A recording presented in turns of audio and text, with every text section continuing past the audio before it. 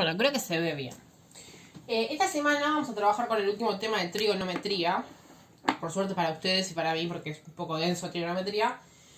Que es el trabajo con triángulos no rectángulos. Hasta ahora veníamos trabajando con triángulos rectángulos. Ahora vamos a trabajar con triángulos no rectángulos.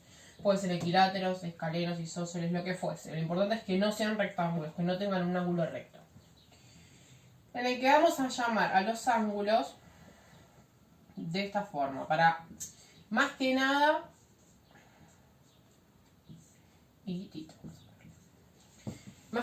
para agilizar el trabajo de leer lo que tenemos que hacer en un triángulo y no complicarnos mucho la vida con las notaciones. Entonces, tenemos en todo triángulo 3 ángulos en el que el ángulo alfa, el lado opuesto al ángulo alfa, lo vamos a llamar el lado A. El lado opuesto al ángulo beta lo vamos a llamar lado B. Y el lado opuesto al ángulo tita lo vamos a llamar lado C. ¿Sí? Entonces, ya nos olvidamos de los vértices, de poner lado A, B, B, C. No, lo simplificamos un poquito más. Entonces vamos a poner, si tengo el ángulo alfa, el lado opuesto, sí, siempre estamos hablando de lados opuestos, es A. Si tengo beta, es B. Y si tengo tita, es C. Ojo que estoy hablando de lados opuestos, no de catetos opuestos, porque esa notación de catetos es únicamente para triángulos rectángulos. En el que tengo la hipotenusa, que es el opuesto al ángulo recto, que acá no lo voy a tener porque no hay ángulo recto. Y los otros dos lados, que no son la hipotenusa, son los catetos. Va a parecer capaz mi gata ahí haciendo el lío, pero bueno, está incontrolable.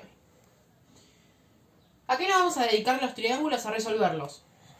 No vamos a ver problemas, no vamos a ver nada muy complicado, solo resolverlos. El concepto de resolver un triángulo no rectángulo es el mismo que del triángulo rectángulo. Resolverlo significa encontrar todos los datos que nos faltan. Entonces, ¿con qué herramientas contamos? Con el teorema de Pitágoras, ¿no? Porque el teorema de Pitágoras era para triángulos rectángulos. O sea, el teorema de Pitágoras lo volamos.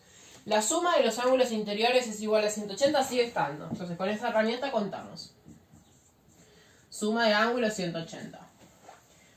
Razones trigonométricas no las podemos usar seno, coseno, tangente, porque era para triángulos rectángulos. Si yo me fijo en la razón trigonométrica de seno, que era so, es cateto opuesto sobre hipotenusa. Al no trabajar sobre triángulos rectángulos, la hipotenusa no la tenemos y mucho menos el cateto opuesto. Entonces, todas esas razones trigonométricas, seno, coseno, tangente, no la podemos usar. Entonces, estamos cortos de herramientas. ¿Qué es lo que se agrega para poder resolver un triángulo no rectángulo? 2 teoremas. Teorema del seno y teorema del coseno. Hoy vamos a trabajar con teorema del seno. Teorema del coseno lo vamos a dejar para la semana que viene. Pero, como yo les había contado, si no me equivoco, también se los dije en la clase de Zoom, todo lo que sea teorema significa que es válido para cualquier triángulo. Teorema de Pitágoras es válido para cualquier triángulo rectángulo. Bueno, teorema del seno y teorema del coseno es válido, pero para cualquier triángulo no rectángulo. Entonces, teorema de Pitágoras lo uso únicamente con triángulos rectángulos, teorema del seno y del coseno con triángulos no rectángulos. ¿Qué dice el teorema del seno? Vamos a enunciarlo. Enunciar un teorema es dar la fórmula que lo caracteriza. El teorema de Pitágoras, por ejemplo, es hipotenusa al cuadrado es igual a la suma de los catetos al cuadrado. El teorema del seno me dice que hay una igualdad entre razones. Pequeño paréntesis, una razón es una división. Es decir, hay una igualdad entre divisiones. Al hablar de triángulos, las razones, si las divisiones que vamos a tener son 3. Porque el triángulo todo de cada elemento tiene 3. 3 lados, 3 ángulos. Entonces las razones también van a ser 3. En las que me dice que a cada lado, vamos a llamarlo A, B y C, está relacionado con el ángulo opuesto. Entonces, A dividido el seno de su ángulo opuesto, que habíamos dicho que era este, me va a dar lo mismo que B dividido el seno de su ángulo opuesto, y me va a dar lo mismo que C dividido el seno de su ángulo opuesto.